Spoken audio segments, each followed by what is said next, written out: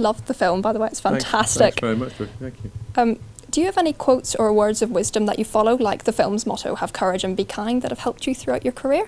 Well, I'm liking that one lately, I must say, just because sometimes it does feel like life gets a bit easier if you can just sort of take a breath and have a bit of courage. It can just be a small amount, and if you are kind. But there's a quote at the end of Hamlet when he says that the readiness is all.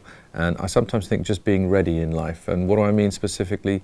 It's just be early for things, you know, as well, and be ready for your life and say thank you. So I always think be early, be ready, say thank you is a good piece of advice, because it means you can enjoy things, you know. And if you're for whatever it is, be ready to have a laugh, or be ready to work hard, or be ready to enjoy the film, or just kind of be there. And I suppose it means kind of be present as well. Be present, and it makes you happy. And you've done a fantastic job moving away from the traditional gender stereotyping of classic prince and princess movies. How challenging was it modernising this fairy tale? Well, it's very nice to hear that. The people knew the sort of set pieces of the story, so the chases and the transformations in terms of magic, you know, pumpkins into coaches and mice into horses, all that kind of thing, and I knew I wanted to have fun with that. But the biggest transformation really we were after was the transformation of Cinderella's character in a subtle way, so that she could be considerate and thoughtful, but also intelligent and with a good strong sense of fun. When we meet the grown-up Cinderella for the first time, she's reading a book. Throughout the course of the picture we reference great writers. We see that her father and mother had curiosity and a sort of appetite for life, so they really encouraged Cinderella to have that. And I think it means that by the time the cruelty that the stepmother and the stepsisters kind of impose on her, she thinks, she reacts, she listens, but she isn't kind of immediately angered or aggressively reactive. She gets to think a bit more. And of course we also wanted to make sure that when the prince came into the picture, she gets a chance to meet him before she knows he's a prince. And we take away from her any sense that she's in a marriage race or that she's waiting to be rescued. She does meet this guy, and they have, in the context of our film, which obviously compresses things, they have a proper kind of relationship. They actually talk to each other about some things rather than her being passive or victimish. And so that central kind of change was the key thing, and Lily James, who plays Cinderella, was key to making that work in performance. And what was the most memorable day on set making the film?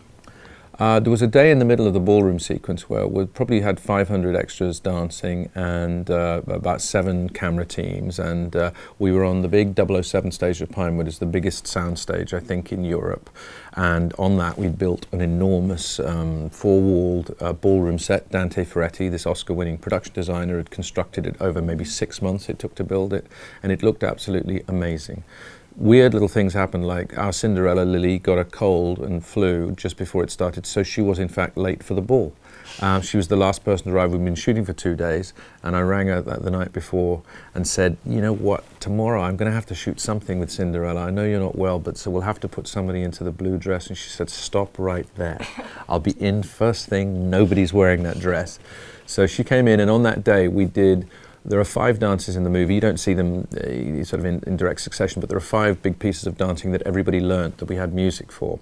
And to answer your question, on one day we did all of the dances from lots and lots of different camera positions. So the whole day from 8 o'clock in the morning through till 7 o'clock at night was dancing. There was endorphins and energy and swirl and sweat and corsets and you name it. And by the end of the day, it was phenomenally exhilarating, and you really felt that all the actors and all the crew had really gone to the ball. They'd had this amazing, exciting, just physical experience, and it felt really like we might have a chance of conveying that to a cinema audience. So that felt very special. It was one of the great days of my professional life.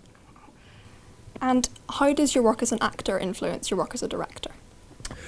Well, I think that I'm very sensitive to actors in the sense that I admire what they do, and I realize that people get quite frightened sometimes and quite anxious. And sometimes with actors you need to find, I speak for myself as well, sometimes actors need a lot of help from a director, sometimes not at all, trying to find the way in which you might get out of the way, or maybe say a few things that are helpful. Judging what and when to say something is important, and if you can help prepare the conditions. If you know that a scene is likely to be difficult for an actor, then you're just a little more careful about how you begin the day and how you rehearse, how many people are on set.